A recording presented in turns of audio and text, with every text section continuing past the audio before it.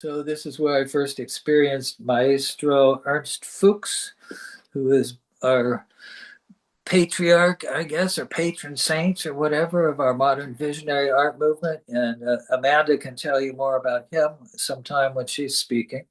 She having, a very amazing artist who I was fortunate enough to meet in the last days of his life. And he's inspired all of us, as we know. So this is where I first encountered his beautiful pictures. Was in this magazine. Next, as well as D.S. Schwartberg, who also lives there in Vienna and was a compadre of Ernst Fuchs. This is one of the early pieces by him. His work today is considerably different, but he also got me excited about this type of art. Next. And the same thing, Robert Venosa, who I'm a little closer to in age, but this is where I first experienced his art as well. And it started showing up in America in album covers as well. But this is where I first saw Robert's work, was in the avant-garde. Next. And this is Abdul Mati Clarwine, and he did a famous album cover for Carlos Santana's band. And this was the cover. And as you can see, it's phenomenally amazing art that you could spend hours trying to figure out and explore and see what all the things are that are in there. So these were some of the influences I caught when I was 14 or 15 years old that got me excited and made me want to pursue art as a career and a way of living.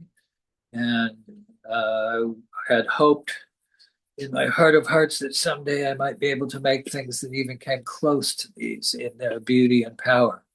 This one is called Light Voyagers. And my idea here was that consciousness travels at infinite speed and can go anywhere in the universe instantly. So on one side of our universe here, we have the humans, and their consciousnesses are linking up to form a web of being. And on the other side of the universe, some other intelligent beings are doing the same thing, and we meet in the middle. Next. Choo choo, the trains are rolling. After I got going here, I started to feel more comfortable with the paint and try out a bunch of different stuff.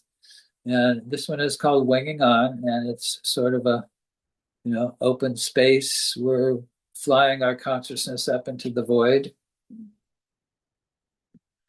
Fairly straightforward, but this picture it has some magical powers in that people have used this picture, by prints and stuff from me to give them to friends, relatives as a condolence kind of picture.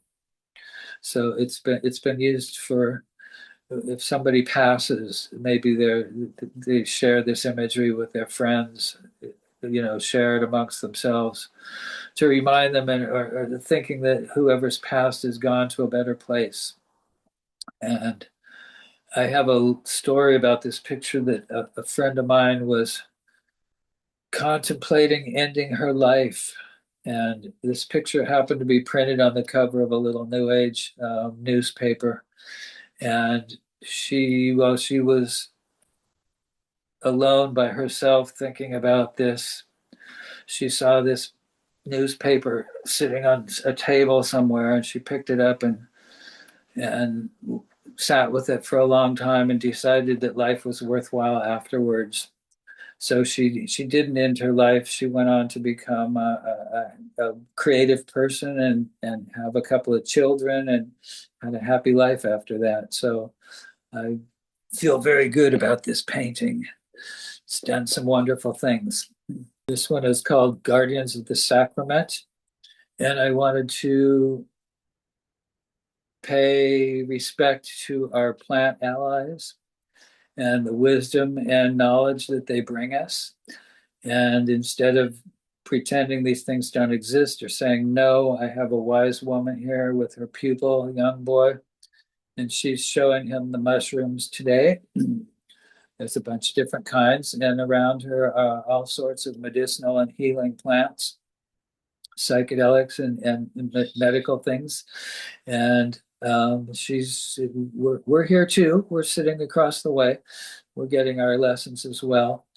And so this one, I wanted to just pay respect to the indigenous cultures that have preserved this knowledge for us and are willing to share it with us today, so that we can pass it on to our descendants. And what you're saying about the putting in the time and effort to master a skill is a pleasure in its own right. It's not like people don't tell you got to sit down and practice painting. You just get up and do it because it's active learning is fun. For sure. And as you know, art is bottomless. You can never learn everything. And there's always something new to explore and try out and change. And even if you stick to one medium, there's a million ways to use it. And Absolutely. It's not a competition. Nobody's the quote unquote the best or anything. We're all different. So it's a matter of self mastery. Are you happy with what you've produced?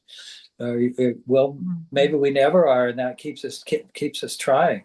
So it's an interesting conundrum, being creative, but I wouldn't have it any other way myself. This one's called Paintbrush Warrior.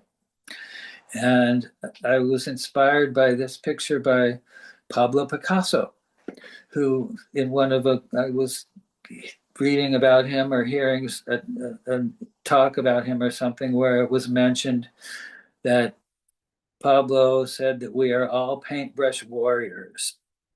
And I thought that was such a good term for what it is we as artists are trying to do.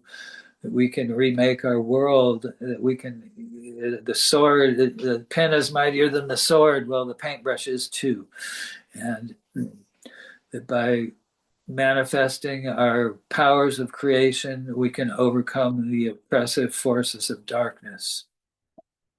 And I had a little bit of fun with this picture right under the paintbrush. You can see there's a little scene where I reproduced Francisco Goya's 3rd of May picture that I started this out with.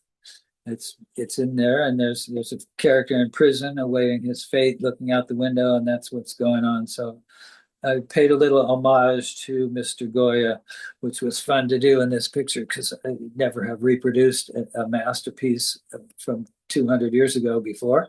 So I thought I'd do it here in miniature. But anyway, our paintbrush warrior here is overcoming the forces of repression and darkness through the power of his colorful paintbrush. He's bringing beauty into the world. When you're in the flow, you're seeing the paint come off your brush, and it's turning into these crazy things that are beautiful and wonderful. How does the magic of that is fascinating in its own. So how do you? But a lot of people, they don't necessarily think of themselves as being creative. They identify with that they're a waitress or something, and if those jobs don't exist, these people they need to find some fulfillment in their life. Everybody deserves to feel like whatever they do is a worthwhile and a valuable to humanity. Right. And so acts of service, should think up their own activities, but the activity should be positive.